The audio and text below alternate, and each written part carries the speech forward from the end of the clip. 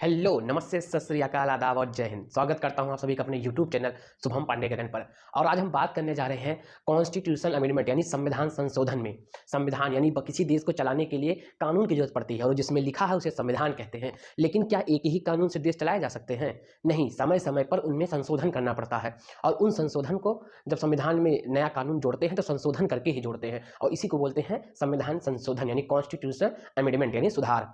ठीक है, तो बात करते हैं हमें पता है कि हमारा संविधान जो 26 जनवरी 1950 में लागू हो गया था, और हमारा जो पहला संशोधन ही किया गया था वो 1951 में कर दिया गया था। यानी 1951 में भारत के संविधान में पहली बार संशोधन किया गया था। लेकिन आर्टिकल 368 यानी भाग 20 के तहत संविधान संशोधन का ये नियम लिखा है कि संविधान संशोधन किया जा सकता है। ठीक है, अच्छा, ये किससे लिया गया है? तो संविधान संशोधन आपका दक्षिण अफ्रीका से लिया गया है, यानी साउथ अफ्रीका से इस चीज को अपनाया गया है कि संविधान में संशोधन किया जा सकता है। हुआ क्या था कि 1951 में भारत में पहली बार संशोधन किया गया जब भूमि सुधार किया गया। भूमि सुधार हेतु कानून बनाने के लिए आपका पहला संशोधन भारत में 1951 में किया गया था।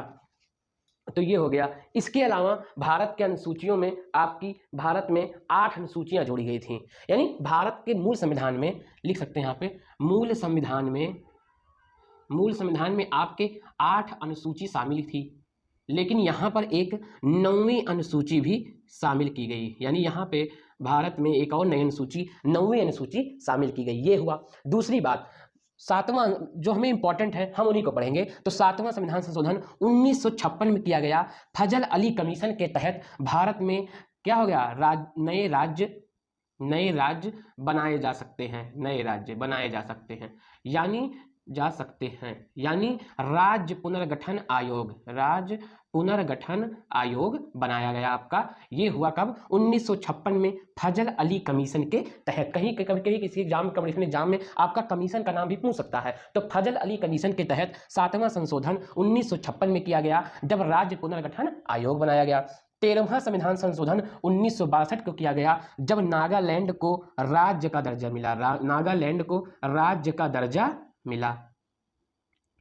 ठीक है, नागालैंड भाषा के आधार पर बना, इंग्लिश है यहाँ की लैंग्वेज, तो इसलिए ये भी इंपॉर्टेंट है। 21वां संविधान संशोधन क्या हुआ कि हमारे जो मूल संविधान था उसमें कितनी भाषाएं थी आपको पता होंगी। उसी के तहत एक नई भाषा भी जोड़ी गई। ठीक है, इसके अलावा ये भी बहुत इंपॉर्टेंट है, यहाँ लिख सकते हैं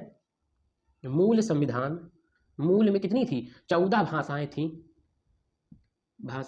और वर्तमान में कितनी भाषाएं हैं आपकी? 22 भाषाएं हैं। और ये कौन सी थी? यानी 15वीं भाषा आपकी जोड़ी गई थी कब? 21वां संविधान संशोधन 1967 में किया गया जब आपकी सिंधी भाषा जोड़ दी गई कॉन्स्टिट्यूशन में। इसके अलावा 42वां संविधान संशोधन, इसी को लघु संविधान भी कहते हैं। लघु संविधान हुआ क्या था कि एक समिति थी या एक केस था, केशवानंद भारती केस, जिसमें 13 जज की बेंच शामिल थी। एक इंपॉर्टेंट क्वेश्चन ये भी है कि 13 जज की बेंच, ठीक है, 13 जज की बेंच इस पे बैठी थी और जिसने 7-6 से ये फैसला लिया था कि प्रस्तावना में संशोधन किया जा सकता है। प्रस्तावना भी संविधान का अंग है जिसमें संशोधन हो सकता है। क्या होता? इसमें संशोधन हो सकता है। यानी हमारी प्रस्तावना में आज तक केवल एक बार संशोधन हुआ है और वो है केशवानंद भारती केस के तहत 42वां संविधान संशोधन 1976। इसी दिन संशोधन हुआ, इस साल संशोधन हुआ। इसी को लघु संविधान कहते हैं। एग्जाम में क्वेश्चन पूछा जाता है कि लघु संविधान क्या है, तो 42वां संविधान संशोधन, केशवानंद भारती केस, 13 जज की बेंच बैठी, 7-6 से फैसला लिया और भारत के संविधान में 3 नए शब्द, यानी भारत की प्रस्तावना में 3 नए शब्द जोड़े गए कि पंथ निरपेक्षता, अखंडता और समाजवाद। यानी कितने शब्द जोड़े गए? 3 शब्द जोड़े गए। कौन से? पंथ निरपेक्षता, अखंडता और समाजवाद। हमारी प्रस्तावना में 3 नए शब्द जोड़े गए। भारत के संविधान में प्रस्तावना में केवल एक ही बार संशोधन हुआ। इसके अलावा जो प्रस्तावना है उसी को भारत के संविधान की आत्मा कहते हैं। संविधान की आत्मा कहा जाता है। इनके अलावा एक चीज और, यह एक ही वाक्य में लिखा है। कैसे? हम भारत के लोग, यहां से स्टार्ट होता है और अंत में केवल एक बार ही पूर्ण विराम लगता है, यानी एक ही वाक्य में पूरी प्रस्तावना लिखी हुई है। इंपॉर्टेंट क्वेश्चन है, इसको जरूर आप नोट करिए। इसके अलावा इसी साल भाग 4A में क्या जोड़ा गया, आर्टिकल 51A में संशोधन हुआ और आपके 10 मूल कर्तव्य जोड़े गए। आपके 10 मूल कर्तव्य, फंडामेंटल ड्यूटीज आपकी जोड़ दी गई 42वां संविधान संशोधन 1976 के तहत। ठीक है, तो ये इंपॉर्टेंट थे। आगे बात करते हैं। सबसे पहले आपका 44वां संविधान संशोधन 1978 के तहत संपत्ति का जो अधिकार था आपका मौलिक अधिकार था। ठीक है, इसको हटाकर, मौलिक अधिकार से हटाकर आपका ये कर दिया गया विधिक अधिकार, यानी संपत्ति का अधिकार अब आपका मौलिक अधिकार नहीं बल्कि क्या है, विधिक अधिकार है। और ये आर्टिकल 31 से ट्रांसफर होकर आर्टिकल 300A में शिफ्ट कर दिया गया। ठीक है, 52वां संविधान संशोधन 1985 में हुआ, जिसमें 10वीं अनुसूची आपकी जोड़ दी गई। 61वां संविधान संशोधन 1989 का हुआ, जिसमें आर्टिकल 326 में जोड़ा गया 21 से 18, यानी मत देने की आयु, मत देने की आयु आपकी 21 से 18 की गई, 21 से 18 की गई। इसके अलावा आपको पता होना चाहिए कि आर्टिकल 324 जो है वह किससे संबंधित है, निर्वाचन आयोग से। ठीक है, निर्वाचन आयोग से संबंधित है। इसके अलावा 73वां संविधान संशोधन 1992 में हुआ, जब आपकी पंचायती राज व्यवस्था का गठन किया गया, यानी प्रधान का जो चुनाव होता है वैसा, बिल्कुल वही चीज। 11वीं अनुसूची जोड़ी गई, जिसमें आपके 29 विषय। यहाँ से 2 क्वेश्चन आपका बहुत बढ़िया बन रहा है। पहला, पंचायती राज व्यवस्था के लिए आर्टिकल 73 कॉन्स्टिट्यूशन अमेंडमेंट 1992 को हुआ, जिसमें 11वीं अनुसूची जोड़ी गई, जिसमें 29 विषय शामिल किए गए हैं। जस्ट इसी साल 74वां संविधान संशोधन 1992 में ही किया गया, जब आपके नगर सिस्टम, यानी क्या, नगर पालिका और नगर निगम हेतु भी क्या, इलेक्शन का बात की गई, और आपकी 12वीं अनुसूची जोड़ दी गई, जिसमें 18 विषय शामिल किए गए। 86वां संविधान संशोधन 2002 आपके लिए, हर एक स्टूडेंट के लिए सबसे ज़्यादा इंपॉर्टेंट क्या है, 86वां संविधान संशोधन आपको 6 से 14 साल तक के बच्चों को फ्री एजुकेशन दी गई। क्या, 6 से 14 साल तक क्या, फ्री एजुकेशन फ्री एजुकेशन आपकी दी गई। ठीक है, ये आपका 11वां मौलिक अधिकार बना और 21A, आर्टिकल 21A में शामिल किया गया। कौन सा, ये सब क्या हुआ, कब हुआ आपका, ये पूरा कब हुआ, 86वां संविधान संशोधन 2002 के तहत। ठीक है, अभी इसमें आपका एक चीज छूट गया होगा, उसको मैं कंप्लीट करता हूँ। 71वां संविधान संशोधन में आपकी NMK नाम की 3 भाषाएं, यानी मणिपुरी, कोंकणी और नेपाली, ये आपकी 3 भाषाएं जोड़ी गई थी। इसके अलावा 89वां संविधान संशोधन अनुच्छेद आपका यहाँ पे था, क्या हुआ, 89वां संविधान संशोधन में यहाँ लिख देता हूँ,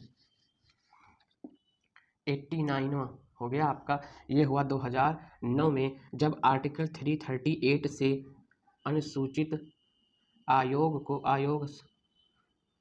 को नहीं, में संशोधन करके लिखे, में संशोधन करके 338A में नया आयोग अनुसूचित जनजाति आयोग आपका बनाया गया, यानी SC/ST वाला आयोग जो आपका बनाया गया, आपका 2009 में हुआ संशोधन, 89वां संविधान संशोधन। ठीक है, अब इसके आगे बात करते हैं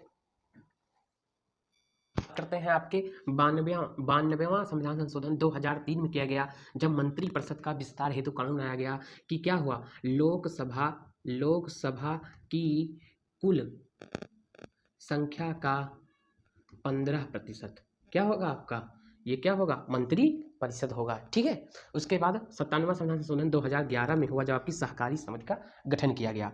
99वां संविधान संशोधन 2015 में जब NGAC यानी राष्ट्रीय न्यायिक नियुक्ति आयोग का गठन किया गया। इसके पहले आपका कोलेजियम पद्धति के अकॉर्डिंग के अनुसार नियुक्ति होती थी, लेकिन सरकार ने क्या किया, इसमें आपका चेंजिंग की और राष्ट्रीय न्यायिक नियुक्ति आयोग का गठन किया, नया आयोग बनाया, नया आयोग।